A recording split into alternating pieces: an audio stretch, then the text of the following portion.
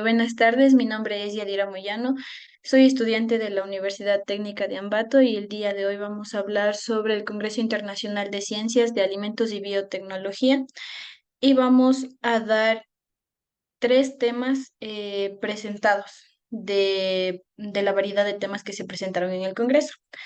Entre algunos de los temas que fueron presentados tenemos las prácticas de producción agroecológica en la zona de Cayambe, los citocromos P450 para la terapia genética de cáncer, la bioactividad de los aceites esenciales en productos alimenticios, una revisión sistemática y la simulación numérica del proceso de congelación del salmón, efecto de la temperatura de congelación en la velocidad del enfriamiento. Como mencioné anteriormente, vamos a hablar solamente de tres temas. El primer tema que tenemos es las prácticas de producción agroecológica en la zona de Cayambe. La problemática que se presentó fue el agotamiento de la fertilidad del suelo, en el cual se hablaba de una insuficiencia orgánica y el uso de agrotóxicos.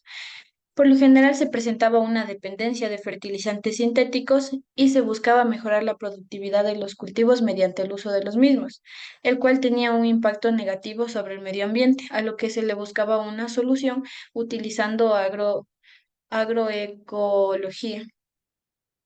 Ya, los temas presentados fue la maquinaria y automatización. También se dio un índice que decía el veneno está en la mesa, consecuencias del sistema agroalimentario actual y los efectos tóxicos que esto tenía para la salud. La maquinaria y automatización hablaba sobre el uso de máquinas agrícolas adecuadas que nos ayudaban a mejorar la fertilidad de los suelos. Cuando se hizo alusión a la frase el veneno está en la mesa, esta hacía referencia a una campaña que iniciaba en Brasil, la cual hacía alusión a la producción de alimentos agrotóxicos y nos daba a conocer que estos no garantizaban la salud de las personas que lo consumían, mucho menos la salud del suelo en donde se generaban las plantas. También tenemos las consecuencias del sistema agroalimentario actual. Entre estas estaba la degradación del suelo, la erosión de la biodiversidad silvestre, la contaminación de los alimentos y la contaminación de las aguas y los acuíferos. Entre los efectos tóxicos para la salud, se decía que este había generado problemas a los campesinos y a los niños que rodeaban los plantíos. Entre estos estaban las enfermedades como el cáncer y la microcefalia congénita. Este tipo de enfermedades se podía dar por la mala manipulación de los agrotóxicos. Un ejemplo claro que se presentó era cuando era el caso de una señora embarazada que había hecho mal uso del glifosfato durante una plantación de algún tipo de alimento en donde ella se encontraba embarazada, por lo que el bebé llegó a adquirir esa enfermedad en base a los agrotóxicos. La solución que se presentó en este tema fue la implementación de la agroecología, la cual incrementaba la fertilidad del suelo, mejorando la salud y nutrición de los consumidores. Esto fue introducido en el sector de Cayambe, en el cual se pudieron observar resultados positivos en base a las plantaciones en las que se implementaron este tipo de agroecología.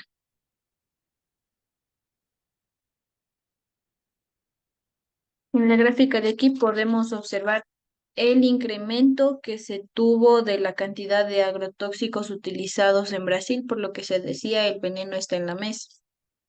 Entonces, la solución que se presentó nos dio como resultados el incremento de la fertilidad en el suelo, la acumulación de la materia orgánica y el mejoramiento de la salud y nutrición tanto de plantas como de personas que lo consumían.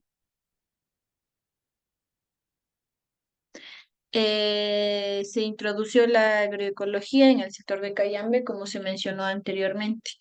Y eso fue todo por el primer tema que vimos en el Congreso. Ya. El segundo tema revisado fue los citocromos P450 para la terapia genética del cáncer. en donde en primera instancia se presentaron las cifras de cáncer a nivel mundial y además se analizó la localización de los citocromos y el desarrollo del cáncer. Las cifras de cáncer a nivel mundial nos decía que se desarrollaba cáncer antes de los 75 años. En una de cada cuatro hombres desarrollaba cáncer antes de los 75 años y uno de cada cinco mujeres desarrollaba cáncer antes de los 75 años. Y la cantidad de muerte por el mundo a base de cáncer era uno de cada ocho hombres y uno de cada 11 mujeres. Eh, También se habló de lo que es el desarrollo del ADN o desarrollo del cáncer. Aquí podemos observar lo que es una célula normal, en donde pasa a una célula dañada o daño de ADN. Como podemos ver aquí, tenemos la célula defectuosa y si es que ésta se multiplica, podemos llegar a observar lo que está aquí, que es el cáncer, que es la multiplicación de células dañadas. También se mencionó que los citocromos P450 mayormente se encontraban en el hígado y en el intestino delgado y también en pocas concentraciones en otros órganos realizando funciones diferentes. La enzima CYP2B6 nos decía que se encontraba involucrada en diversos metabolismos de los medicamentos de forma isoformas. El proyecto buscaba modificar las enzimas P450 para que éstas sean suficientes para ser utilizadas en terapias para el tratamiento del cáncer. El siguiente tema que se revisó fue la simulación numérica de los procesos de congelación de salmón, efecto de la temperatura de congelación en la velocidad del enfriamiento.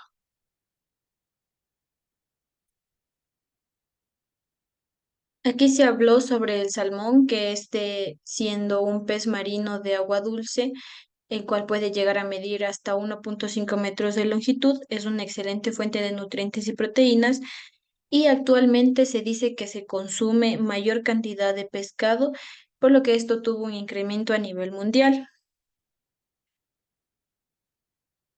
Se dice que el principal exportador de pescado es Chile, por lo que este buscaba un proceso de congelación para tener una buena exportación del pescado, para que la calidad del pescado al momento de ser exportado a los países vecinos no tuviera daños. Por lo que se dio la idea de la congelación, en donde se veía la preservación de los alimentos y este implicaba la transformación de una fase sólida a una líquida.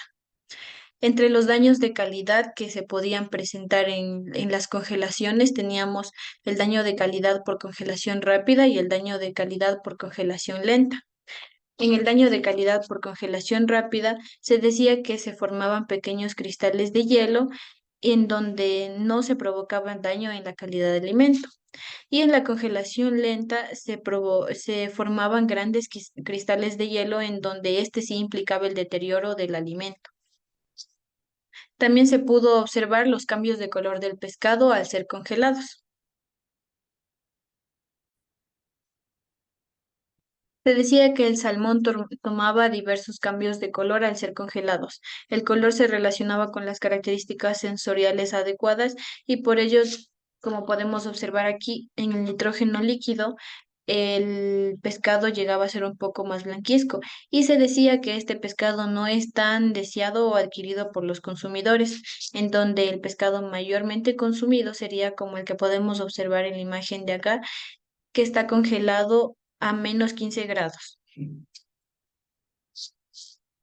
En la conferencia se simuló el proceso de congelación del salmón y también se analizó el efecto de la temperatura de la congelación en la velocidad del enfriamiento, en donde se llegó a conclusiones óptimas para la congelación del pescado para así poder ser este exportado a países vecinos.